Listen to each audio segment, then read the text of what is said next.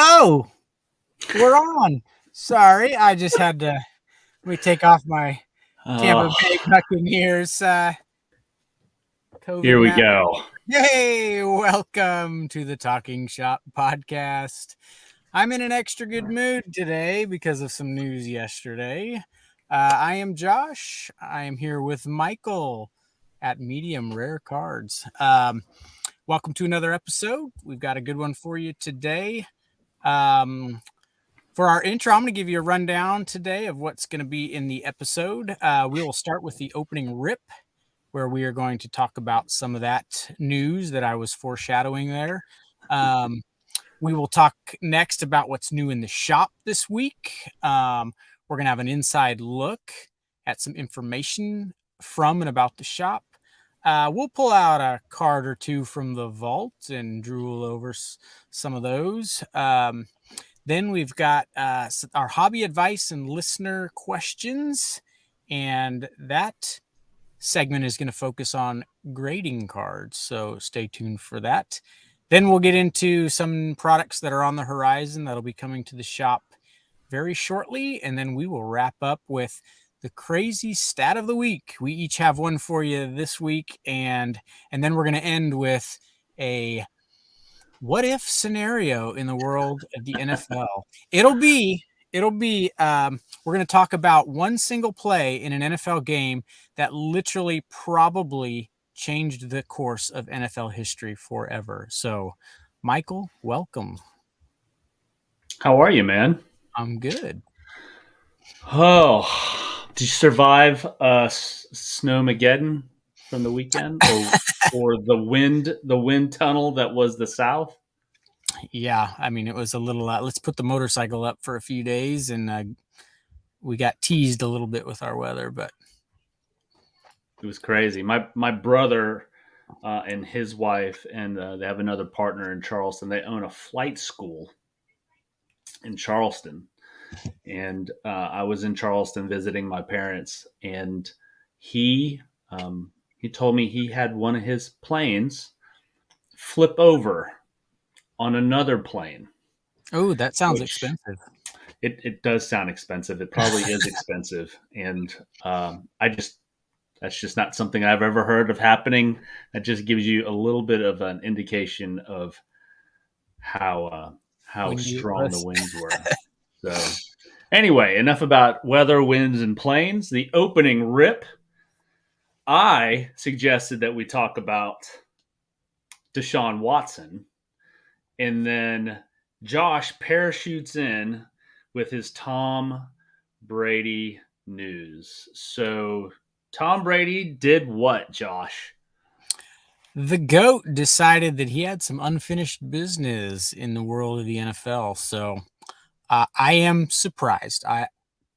It's twofold. He retired in such a way that it was just like, this just doesn't seem like the way that the greatest quarterback of all time should retire. Like announcing it on Instagram, you know, I, you'd think for him, farewell tour, big press conference. That's what I was expecting. So when he retired the way he did, it was kind of weird. And then I really think he planned on staying retired, though. I really do. I had hopes that he would maybe pull something out for San Francisco. Boyhood dream fulfilled. Always wanting to play in San Francisco. So I'm not only shocked that he came back. I'm shocked that it's with the Bucks. I figured there was maybe some deeper plan involved to get somewhere else, but I know some of us buyers and collectors and sellers were thinking, first thing I thought of was, I'm so glad I didn't sell my Brady collection then, because there's a couple ways you can look at that, and we'll talk about the card aspect of it here in a minute. But yeah, I was beyond excited last night during dinner when one of my customers, old Sam, texted me first. I had not heard the news, so I'm So, excited. That means probably Gronk's coming back too. yeah, so the question I have is how many times does he get to do this? I Many mean, as he wants, as many as he so wants. I don't know, man. Brett Favre did the hokey pokey a little bit, and you get some other athletes that say they want to hang it up, and then they come back. It can't be about money for Brady. I think it's got Definitely. to be about not getting to call a shot and Oh, for and sure. and leaving with the I'm going to Disney World speech, and then Yeah. dropping the mic after that. Yeah, So it's going to be really interesting to see how this next season finishes. If he bombs in the playoffs, something really weird happens and he gets blown out or something. What does that do? If he leaves with a ring, I mean, if he wins a ring, there's probably no doubt in my mind he would wrap it up. But when you're competing at the level that he's competing at, how do you give it up? One podcaster I listened to said, you know what, it's probably a case of, for 6 weeks, the first time in 20 years, at least, probably or more, he's just been away from football, doing the family thing and probably realizing for the first time that I still have that desire there. And maybe that just 6 weeks and that idea that it's completely done when he's still in the shape that he's in and putting up the numbers he's putting up. I mean, it's all said and done, I don't care what reason. I am glad that he's coming back for some more, but I was shocked that he retired. I would have almost put money on it that he would go another 2 or 3 years. Aim for that 50 mark. And one of our Facebook users says, "What's up, boys? You got to click something so that we can see who your name is." I forget what it is.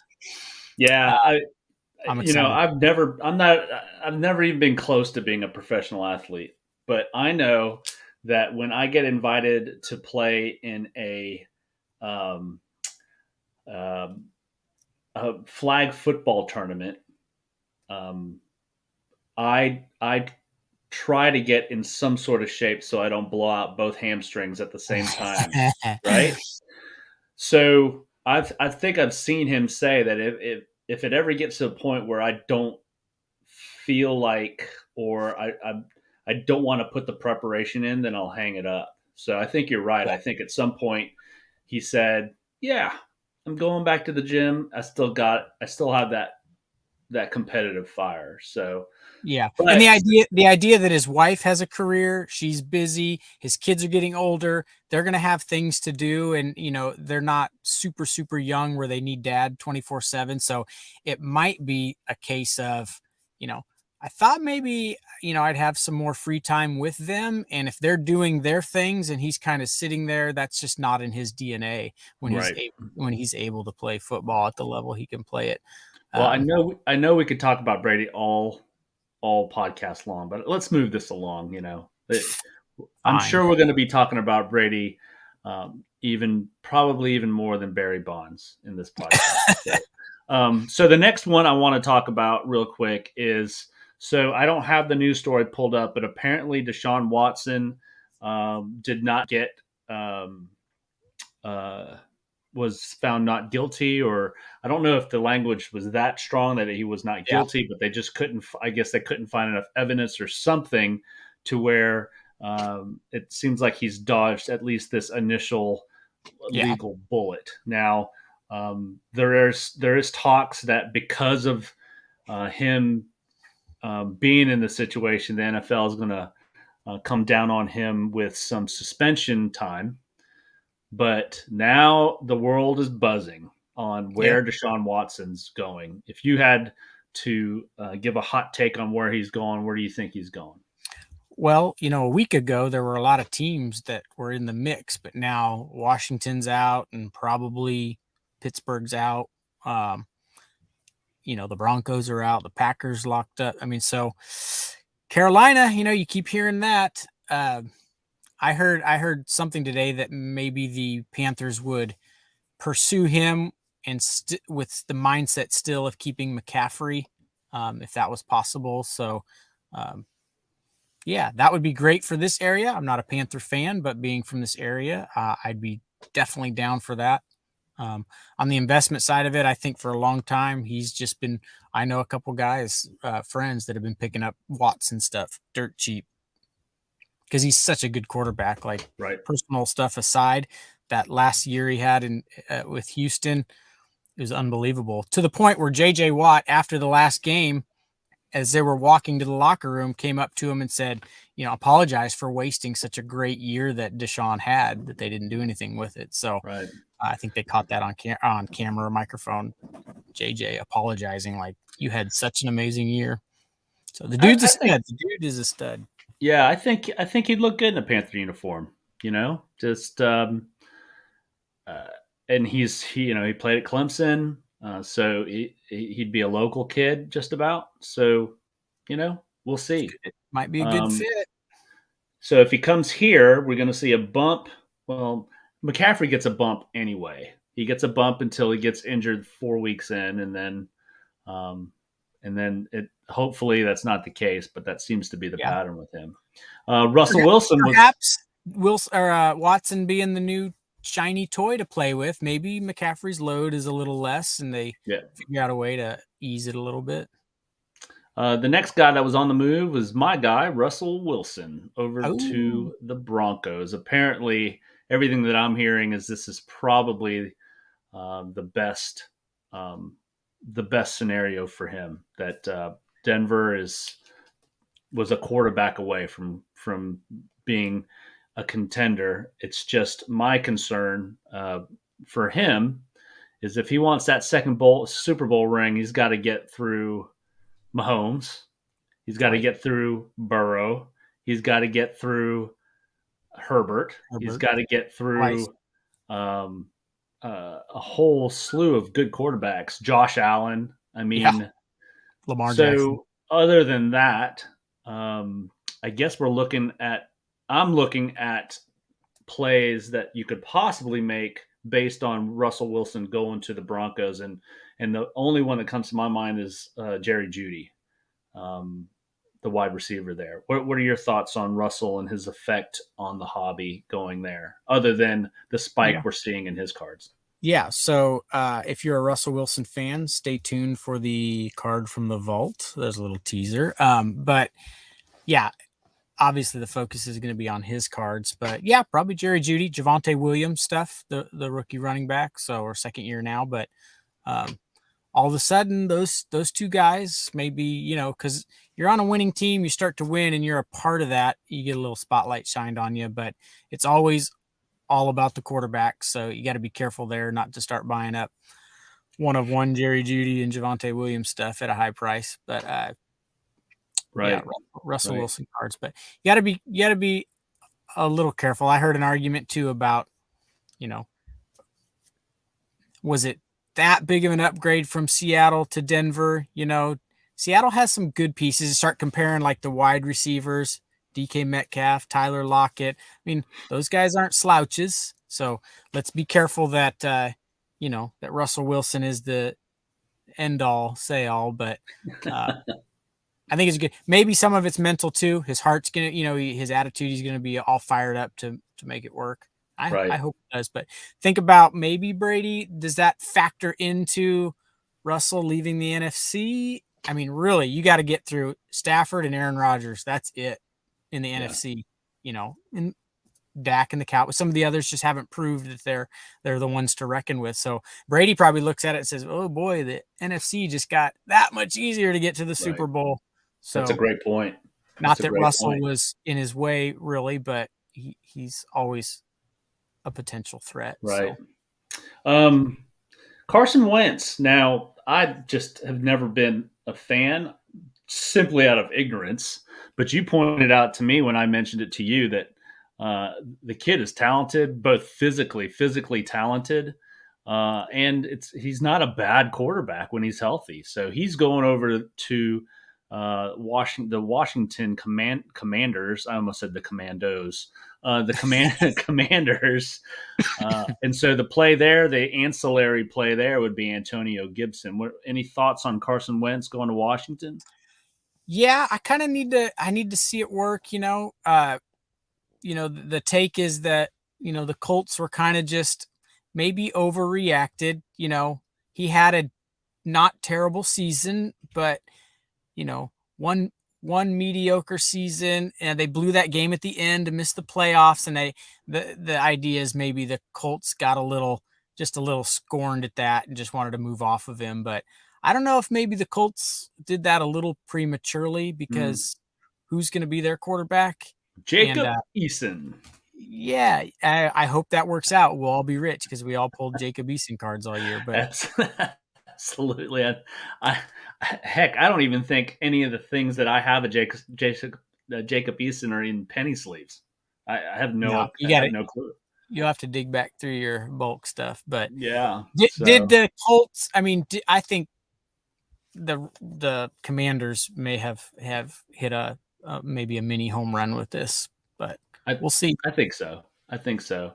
And then right in the pregame, you mentioned that Trubisky is Hmm. more than likely going to Pittsburgh. Now, I don't know anything about Mitch Trubisky. I knew he had maybe half a good year, and then they were high on him, and then he just sort of, I guess, he just wanted out of Chicago, and I don't even know where he is right now. He was in Buffalo. He was a second or third string in Buffalo. I think he was second string behind Josh Allen. But Right, yeah, again, the take there is that Chicago kind of used some smoke and mirrors, and he looked a little better than he was, and he was kind of just a game manager that hmm. didn't make a lot of mistakes, and just his ceiling wasn't very high. But again, sometimes it takes the right mix, the right environment, the right coach. I like to see these guys move so we can, like, in the card industry especially, like, all right, you got to give up on Trubisky if it doesn't go anywhere here, and you got to probably give up on Carson if it doesn't go anywhere here. Um, we we want to see those things because we've all kind of got a few of those cards tucked away, maybe, um, and at some point you got to pull them out of the vault and sell them because Right, they're right. just not going to be those bangers that we thought maybe they would be originally. All So right, so hot take here. Other than Tom Brady, who you're going to say is going to win 17 games next year, Deshaun Watson, Russell Wilson, Carson Wentz, Trubisky, who has the most wins next year? hmm. I mean, the easy answer is Russell, but I don't want to go with the easy answer. I'm going to go Carson Wentz. I figured you'd I, say that. I think I that figured you'd team say is that. strong Yep. all the way around.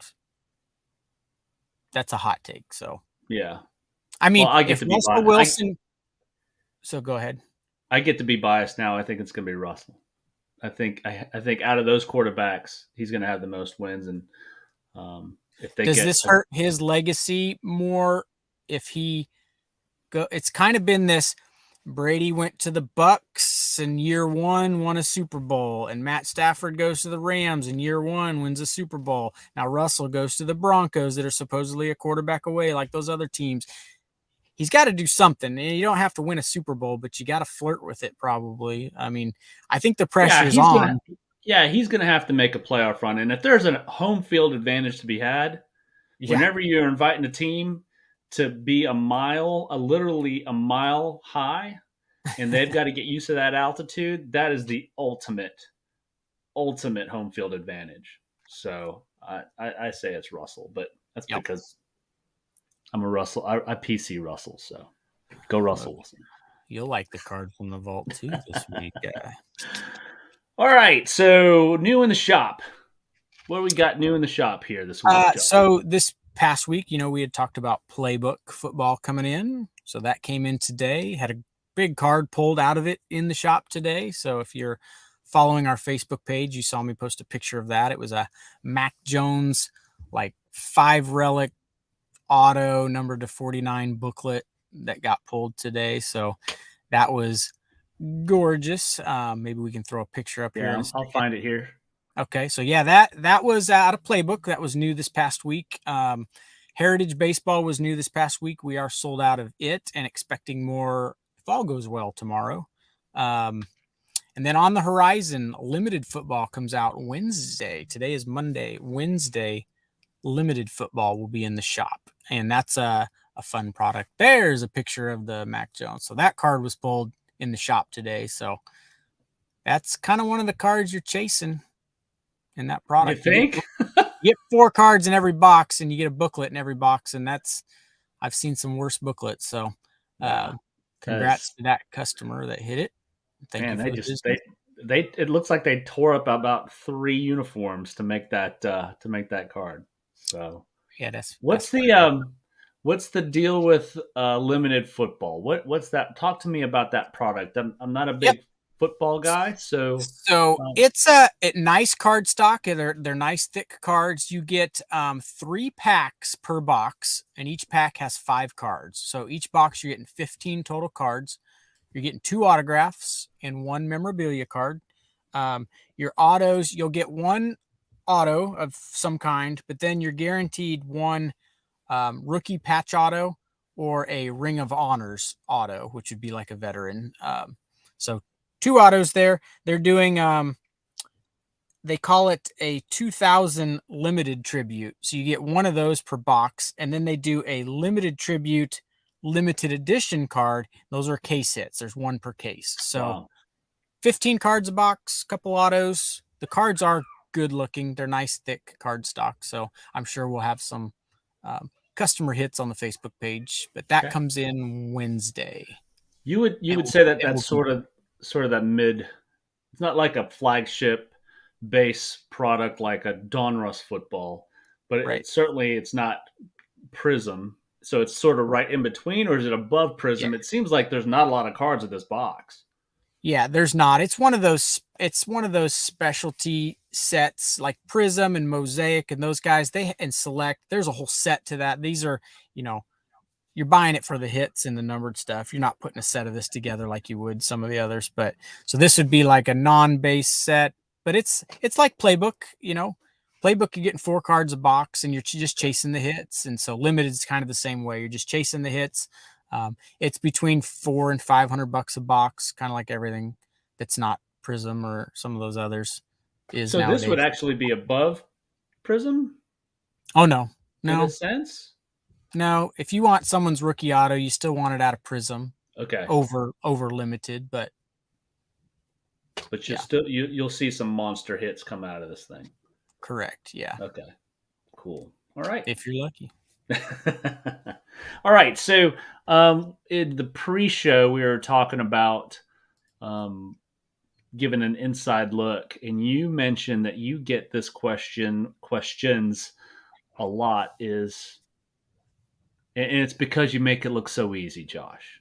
This is probably why you get this question. But it's No, I get this question. how do I open a card shop, or how do I make a full-time living selling cards? Yes, so I don't make this look easy. The hobby makes this look easy. So that's one thing. So again, when we bought the store in 2017, it was kind of like, let's just see what happens.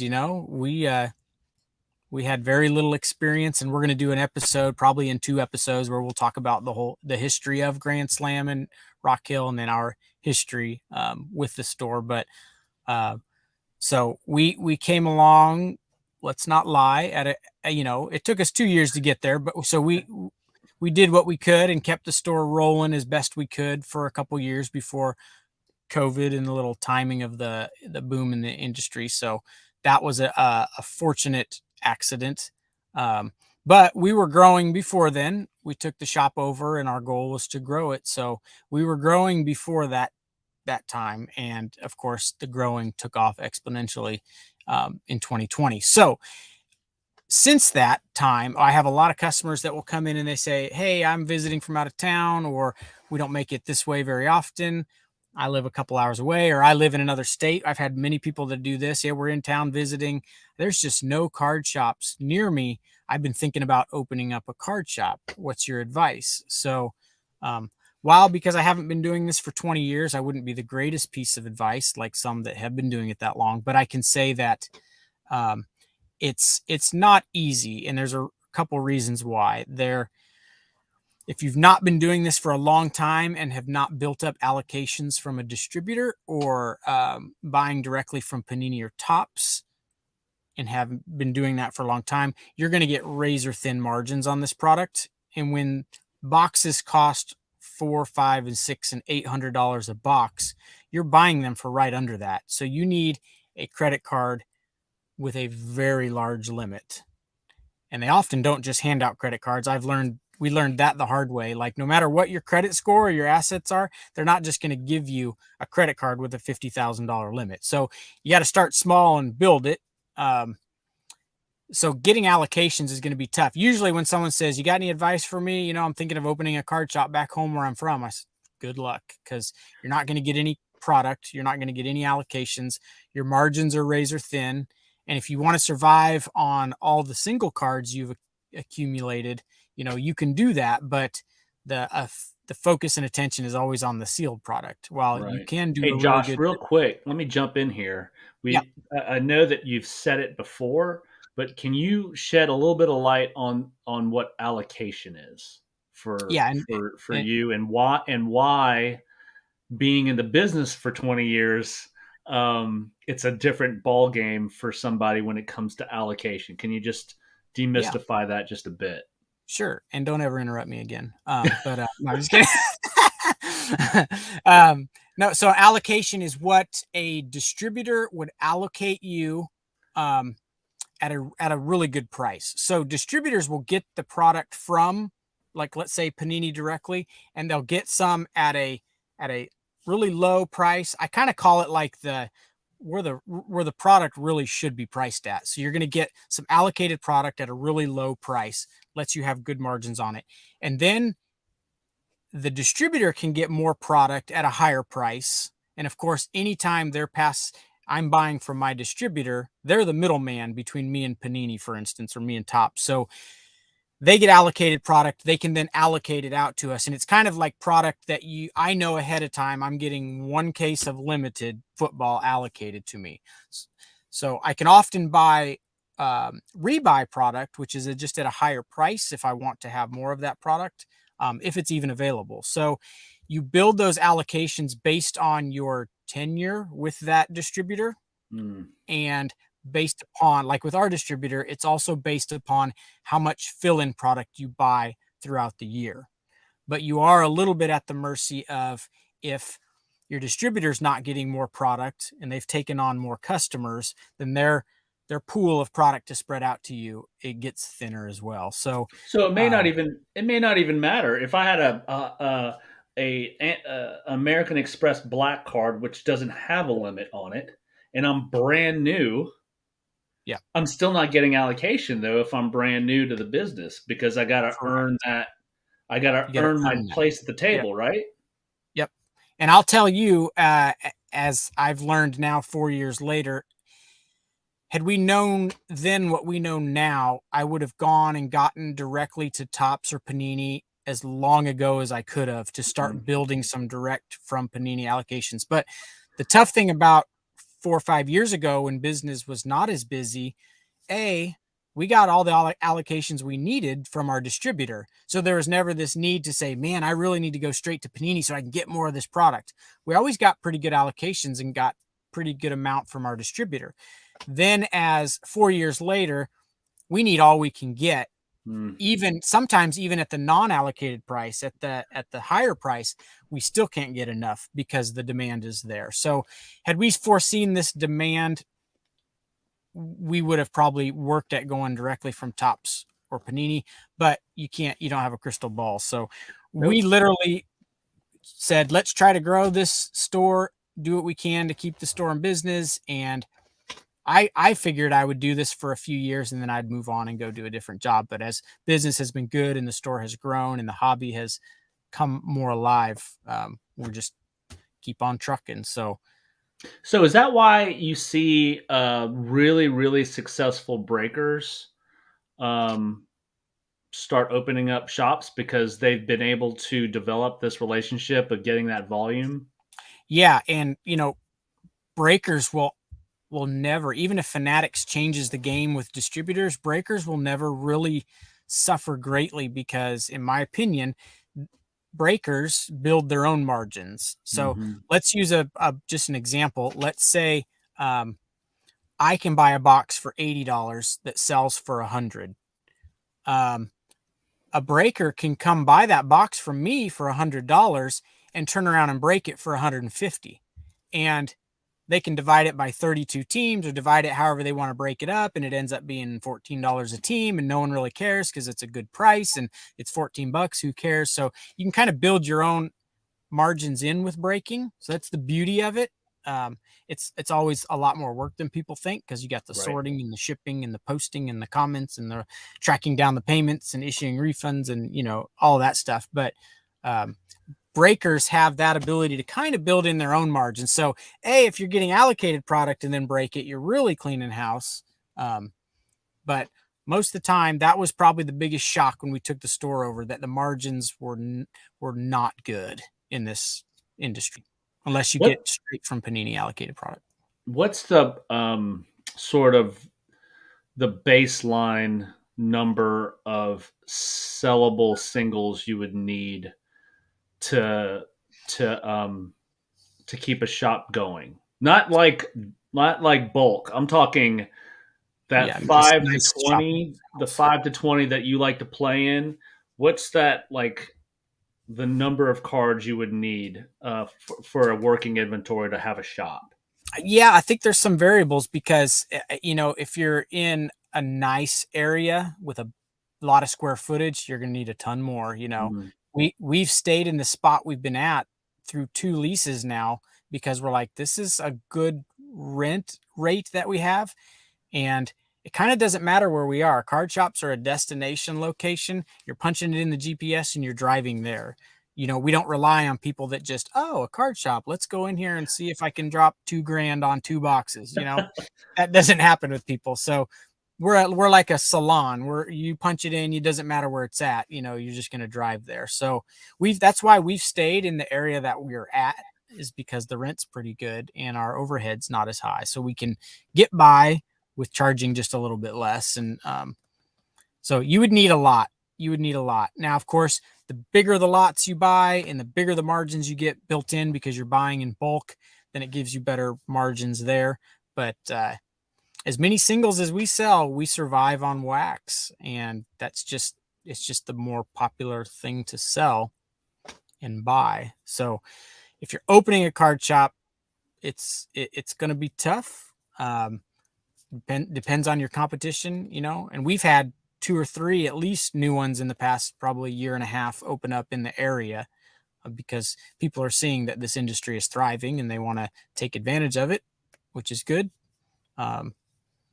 But said it before, if you had a card shop before 2020, you weren't in this for the money. You're in it because you love it. And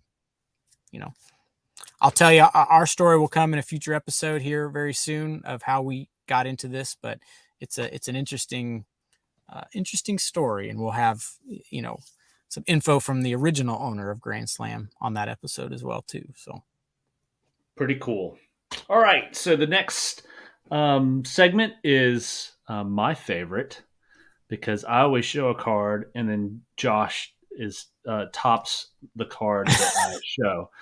I love it. and I'm So showing much. your PC today, so that hurts even more.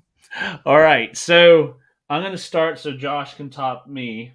But This is I'm our cards I from the vault for our listeners. cards from the vault. So I do um gosh, PC Russell. So that There you is go. Russell's platinum, Topps platinum rookie Nice. card. It's a beautiful card. It's not worth a lot of money, but um What's the I, value? Give us a rough value of it. Do you know it's roughly? probably seen a bump at SGC 9.5. Um, it's Couple hundred? probably in that 150 range, 150, 160. That's not, even though it's a real pretty and shiny card, it's always going to be that Topps Chrome um, Yep. rookie out of 2012. That's Or going to be Prism? the Or Prism? or Prism. There's a That was couple.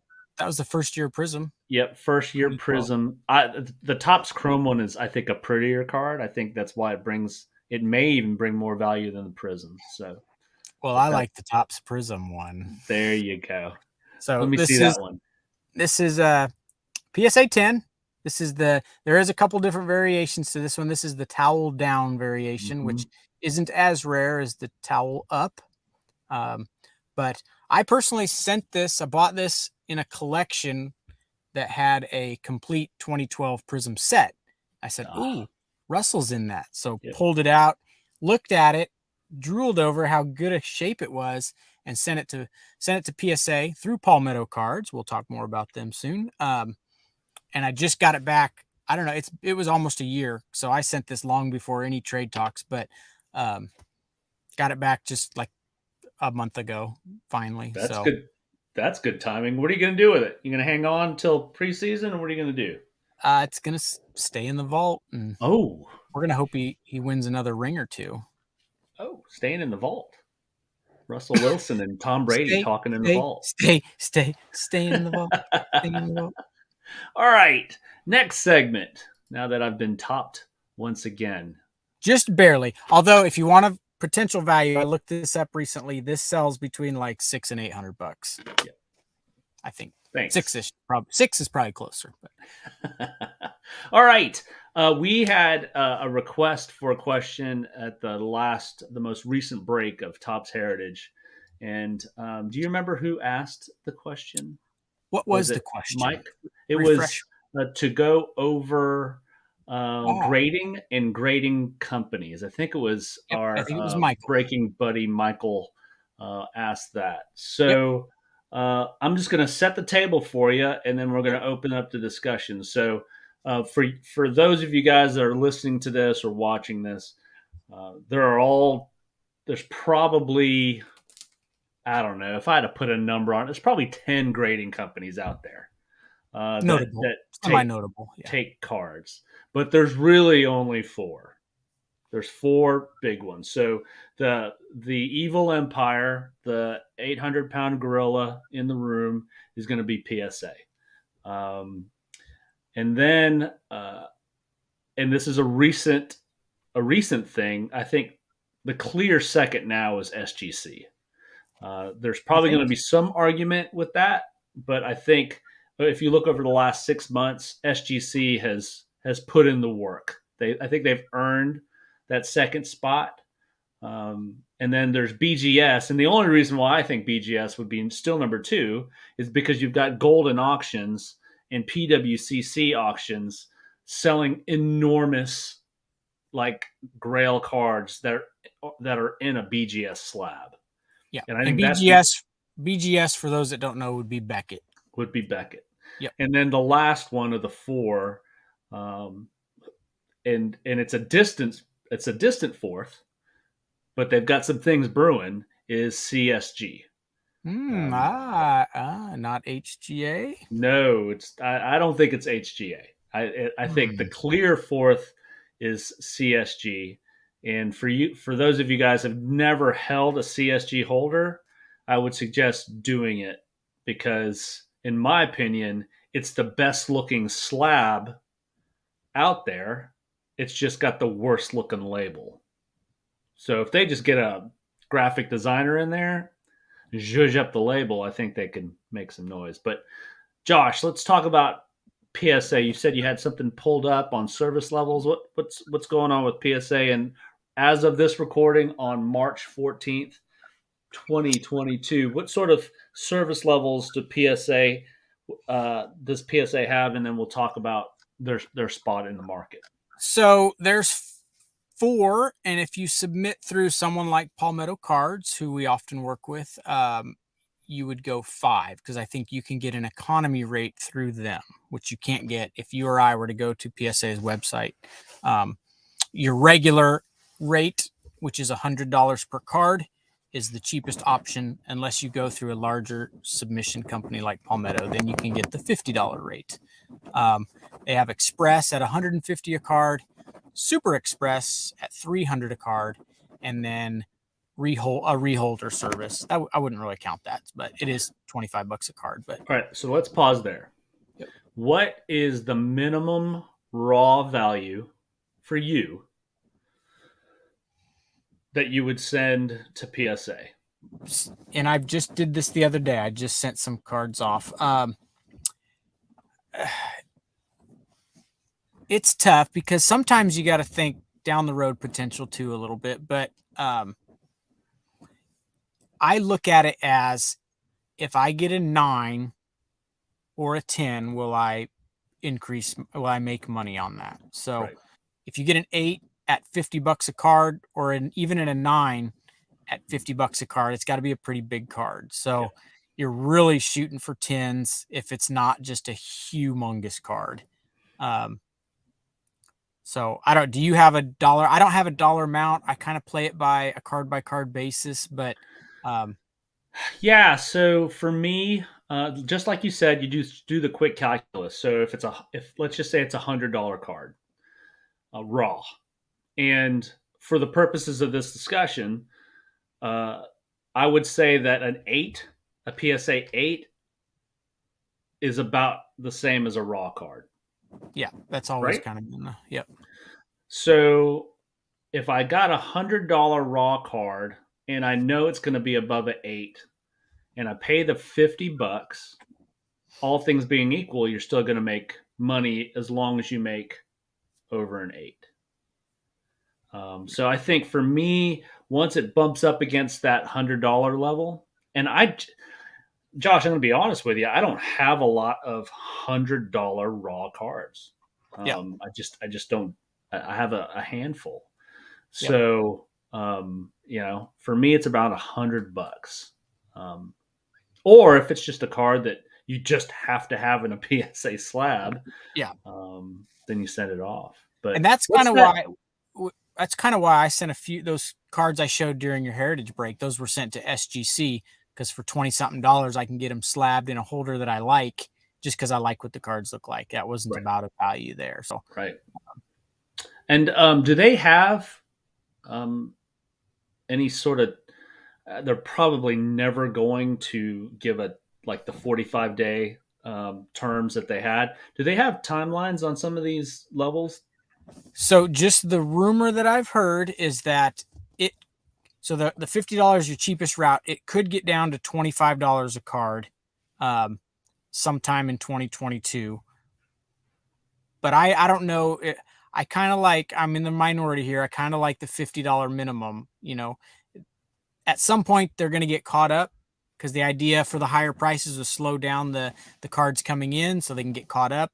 And then when they get caught up, they're going to probably do something to get that traffic rolling back again. I would rather have less graded cards and faster turnaround times and keep people from grading. Really should be for those cards that are worthy of being graded. And at $50 a card, open that to the general public. I think it'll give plenty of people options for grading, but it'll slow the traffic down a little bit and keep those turnaround times decent. But the problem was when it was $8 a card and people were just sending their collections because all you needed was, you know, half of them to pop tens and then it would pay for itself. And Yeah, that I think that ship has sailed. I don't know if we'll ever see that again. I like the idea too. If you think about this, of when you're buying cards, you can factor that, or selling cards. You can say, "Look, I'm asking 200 for this, but you can't buy a raw one at the prices it costs to get graded and get it graded now." So there's a benefit to buying an already graded card because someone already paid the fee for you to get it graded, or it was graded before the fees were super high. So I do Well, like and that. that was the purpose of grading to begin with, is so that you know what you don't have to trust a photo on eBay, Yeah. that you already know it, what the condition of it was. And So I've got, so for those that are watching, so I showed off the PSA grade. So I did grab an example. We can talk about the holders too. This is a Beckett. Um, and with Beckett, when we get there, you're gonna get subgrades if you pay for that option. I think this is my personal opinion. I think Beckett has the best looking holders cases. They're thicker, they're bigger. And SGC, I'm a fan of as well. That was there's the um, black bordered. Again, none of these companies do a good job with their labels. It's like, has every company decided to just like make the most boring, blandest graded labels in the history? um, all Slabs. right, so that's PSA, Yep. SGC. They're sort of the new kid on the block. They seem like the new kid on the block, but they've been around for a long time, and they've got Yep. a big foothold in vintage. Yep. That used to be the play with vintage. I believe they've got 4 levels of service for SGC, with the And lowest being 25, 24, 25, and then all the way up to 50. And 50 is like a 5 day turnaround, or maybe a 1 to 2 day turnaround, I think. yeah, yeah, and their slabs, like if you notice, it's noticeably larger than a Mm-hmm. PSA slab. Like that's probably like what you were saying with that other company. Just hold it in your hand. They're known for having big, sturdy, strong, good-looking holders. Again, their labels leave a lot to be desired, but that's SGC. So That's yeah, SGC. And typically, from what I've seen, is an SGC 10 will sell at about 65 to 70% of the value of a PSA 10. it's not Um, super easy to get an SGC 10, so I think that helps that for sure. helps, and I think it's creeping up. I think the market, the more SGC holders you see out there, I think the closer it will get. I don't think it'll ever beat PSA. I Hmm. say that because it's insurmountable, that the gap there on how many cards PSA does. But Yeah. and then the third one we want to talk about, and I'm going to put up a graphic that you sent me with regards to the values. And let me just share Yeah, this. here's just an example of how a PSA card and a Beckett card. So PSA 10 versus a Beckett 9.5. You can see And for the you guys that are on just listening to this, this is the 2011 Bowman Chrome Orange Refractor Mike Trout, which is a really cool card. yeah, But go ahead, Josh. that's a big one. Yeah. So the PSA 10 at auction brought 7,200, just a little over 7,200 bucks, where the Beckett 9.5, which is kind of the equivalent to a PSA 10, brought 2,800. So that's a huge difference.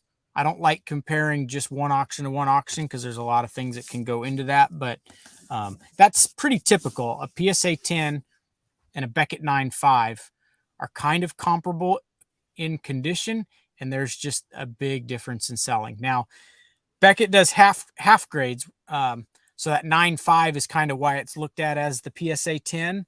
Um, but Beckett does give out 10s, but it ain't easy. And uh, I would be interested in seeing a PSA 10 exact card versus a Beckett 10 exact Oh, card. I, I don't think it's even close. The Beckett would win, right? The Beckett, the Beckett pristine Yeah, the 10. black label.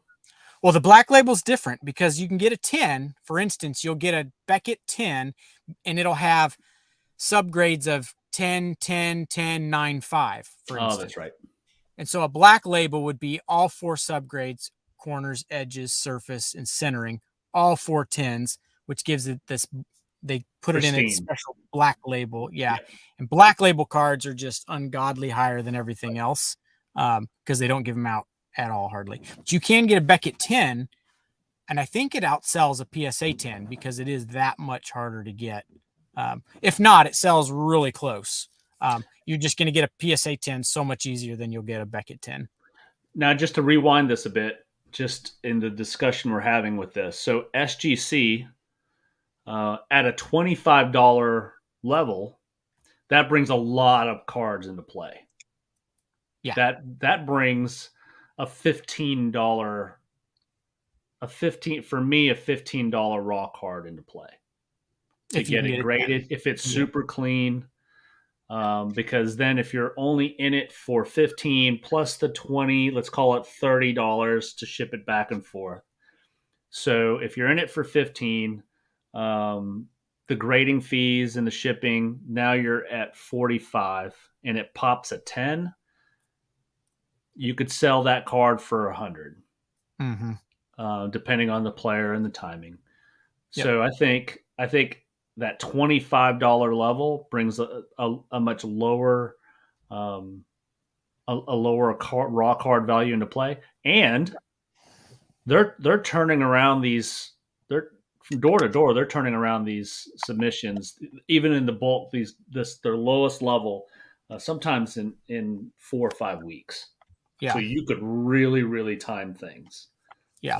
And So and there's like, I use SGC because here's two cards that I just really like the looks of, but they're just not very valuable. But I wanted them kind of in nice display holders.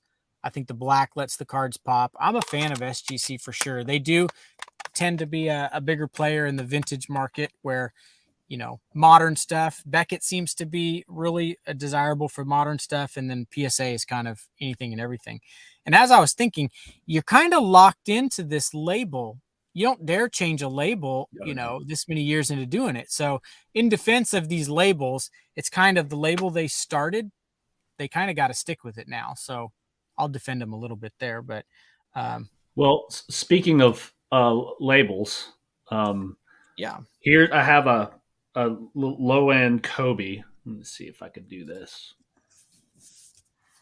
So this is a Kobe Bryant 2007 2000. I love this photo. Oh, that's a great card. Yep. But it's if you look at this and this doesn't have the subgrades, but CSG has subgrades if you pay for them. Mm-hmm. But if you ever hold a CSG holder next to hold it at the Russell, so that's the comparison of the size. So it's A little more PSA size. a little more PSA sized, but I mean the clarity. Whoever they're sourcing their plastic from, it is crystal clear. I mean, if you put a PSA label on this, it'd be the best looking slab on the market. But And the interesting thing with CSG is that's who eBay is using for their authentication services. Aren't they big in the comic grading industry? They cut their teeth in comics, and they're heavy in the comics.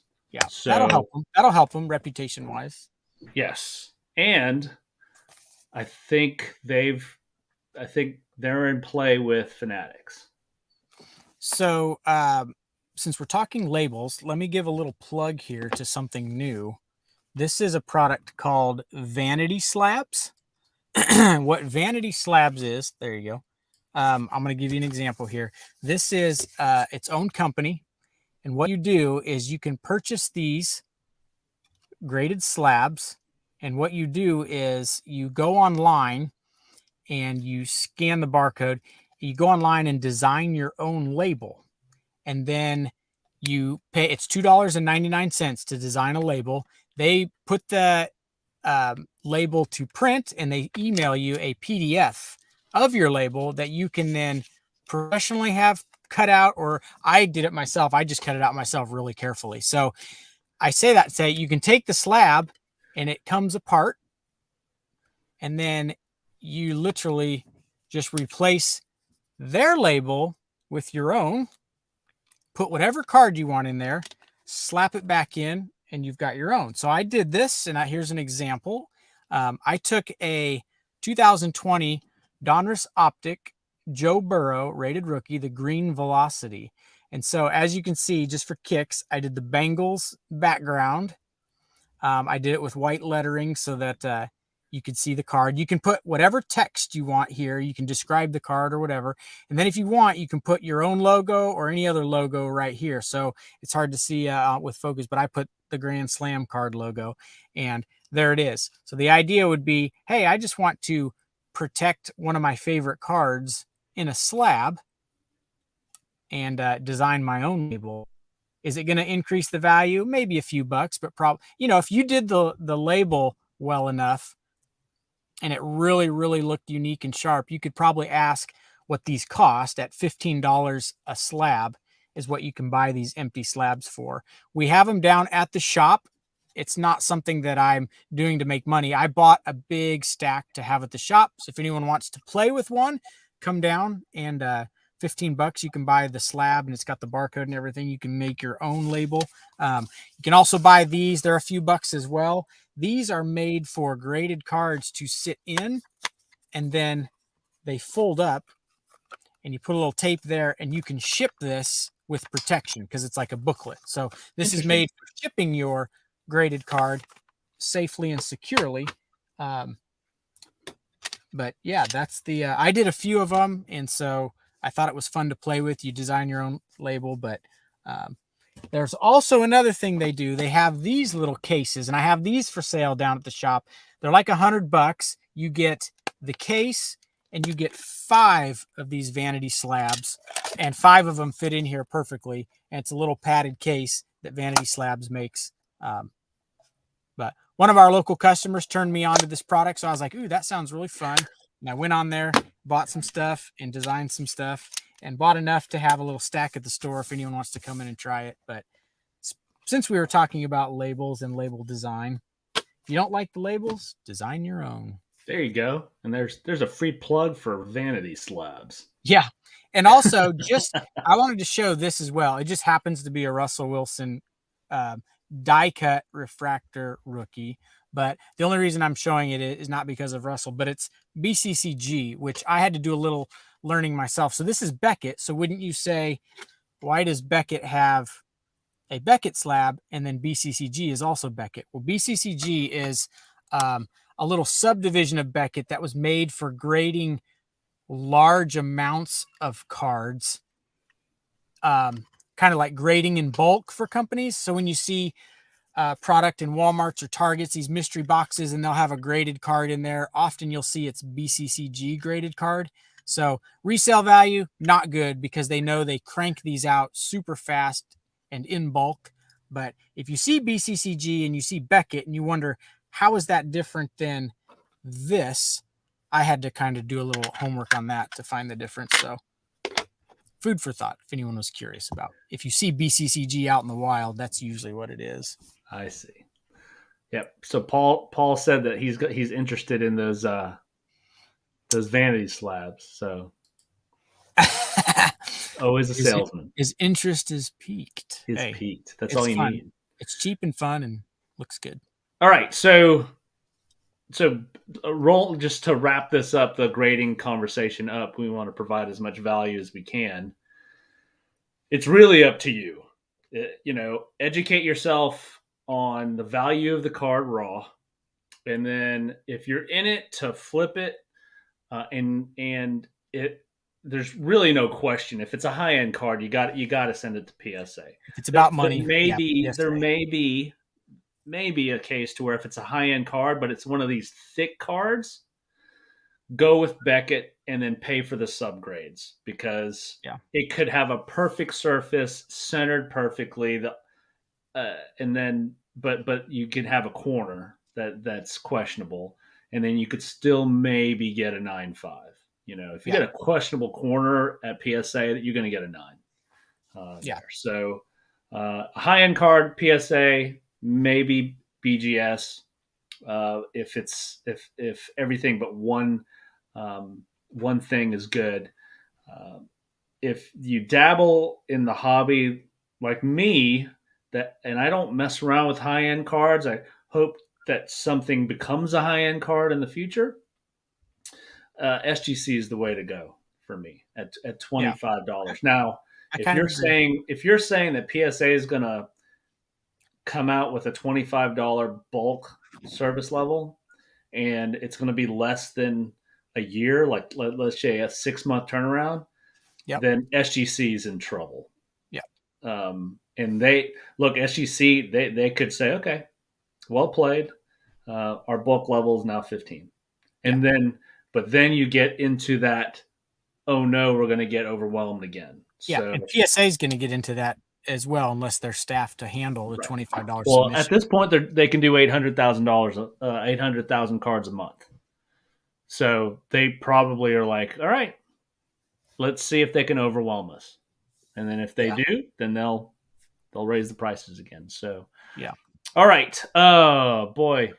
Hopefully that helped, Michael. If you're listening to this either now or um, on a recording, hopefully that answered your question. But if not, just feel free to reach out to me or Josh, and we can Clear confuse as you mud. even more. It's as clear as mud after all that. So.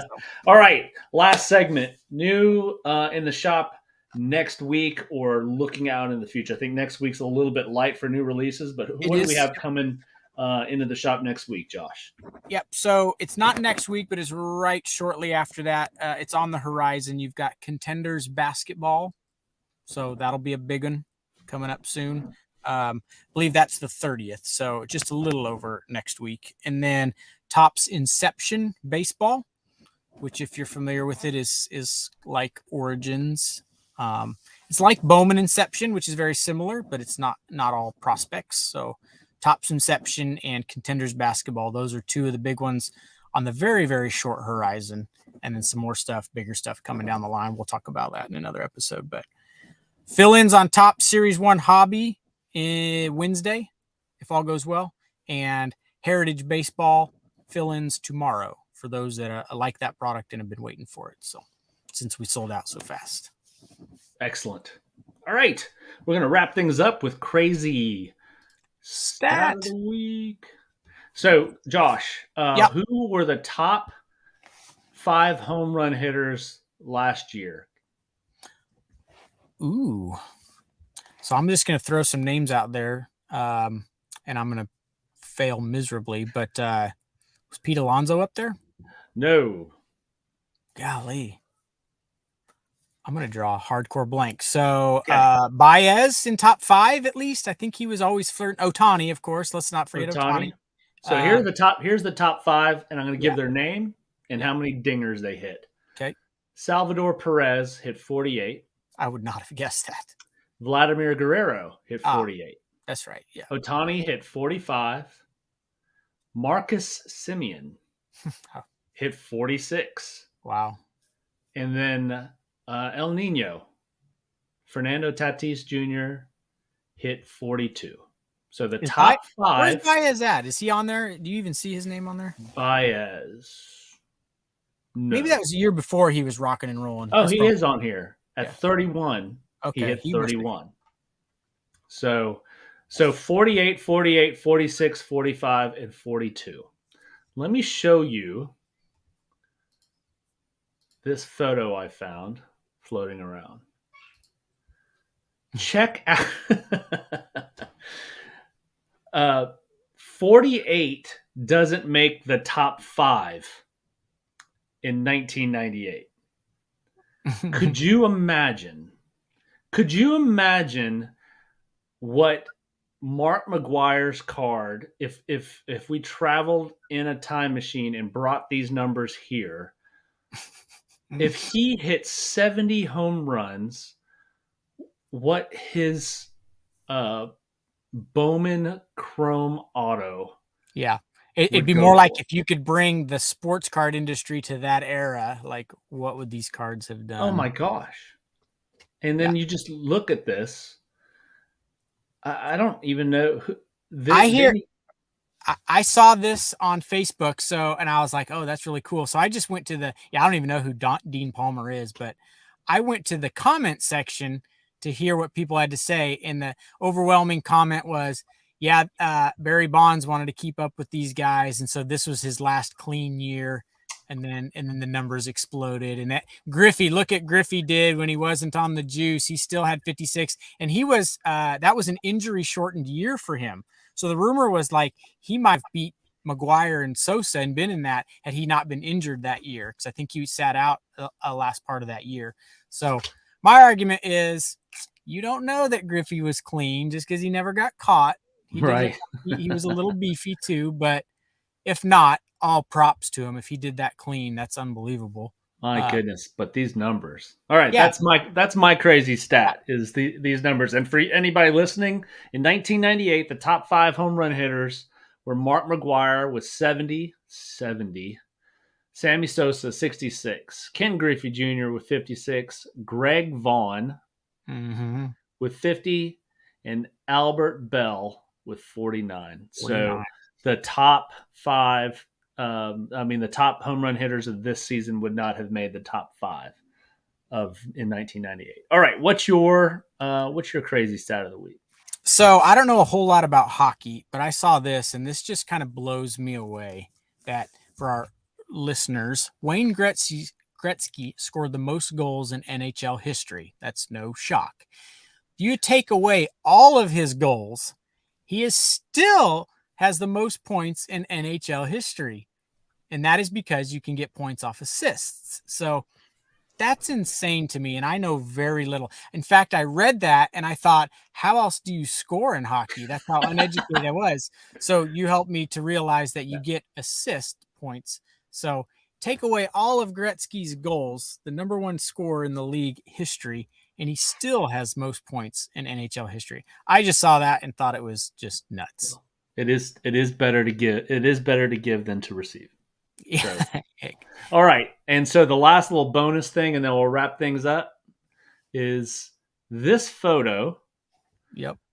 is of what, Josh? So Since you're such a fanboy. that was the Super Bowl that everyone thought that Russell was going to hand it to Marshawn Lynch and run it into the end zone, and that the Seahawks would ride off into the sunset with a Super Bowl win. But instead, Pete Carroll made the correct coaching decision. We could argue about this. And Russell threw it from the 1-yard line. Malcolm Butler intercepted it, and the Patriots win the Super Bowl. So if you listened since the beginning, you heard at the beginning of the podcast, I said there was one play in NFL history that changed the course of all NFL history potentially, and this would be the play. Reason being is that if this play doesn't happen, Russell's pass is either a touchdown or they hand it to Marshawn and he gets a score.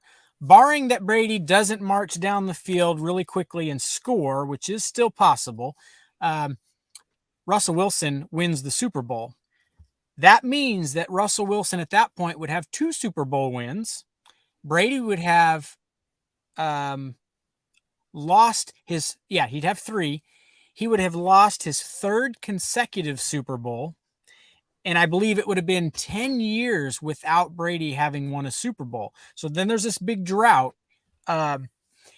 Potentially, Brady starts looking like, look, Russell Wilson is up and coming. He's already got 2 Super Bowls. I can't seem to get past them. Peyton Manning with the Broncos, I just can't get past them. Brady then maybe doesn't last as long in New England. And they say this play and this Super Bowl loss kind of created a rift in the Seahawks organization, and that team has never been the same since. Nope. So the theory is that the Seahawks would kind of continue to build off that momentum.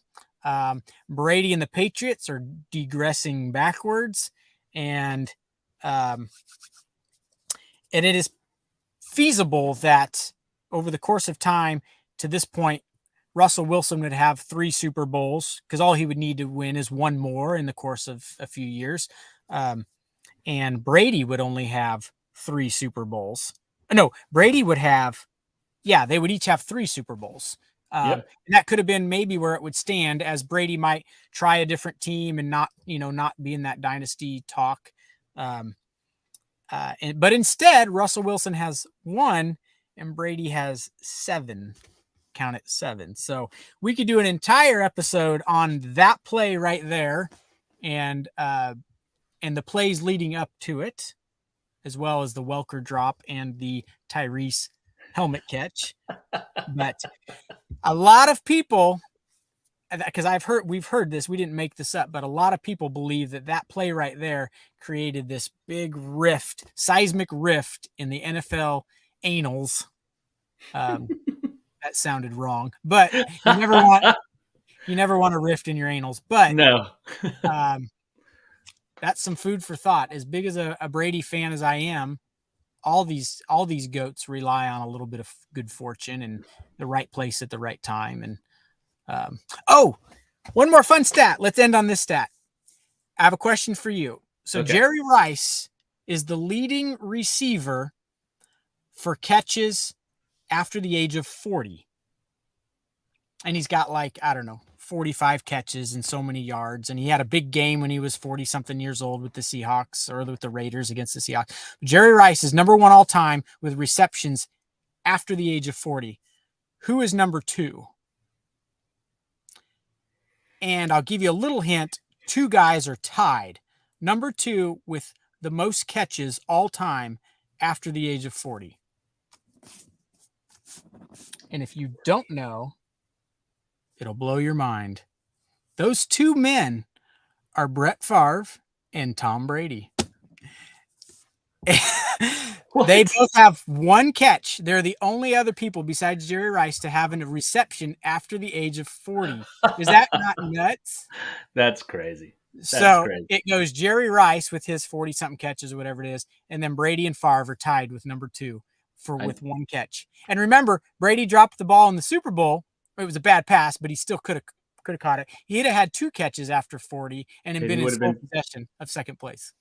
Well, I think when Fanatics takes over and brings back Topps triple threads, they need to make a triple thread card of that.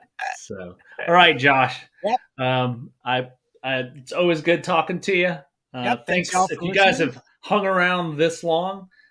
We appreciate it. Thanks for listening. Give us a like, subscribe, give us a review. Let us know what we're doing wrong, what we can do better, or if we're doing great. So, got anything else? Any parting shots, Josh? Nope. If anyone's got any questions for some of the future episodes that they want to know behind the scenes stuff at the shop or whatever, just private message me. We'll be happy to tackle them.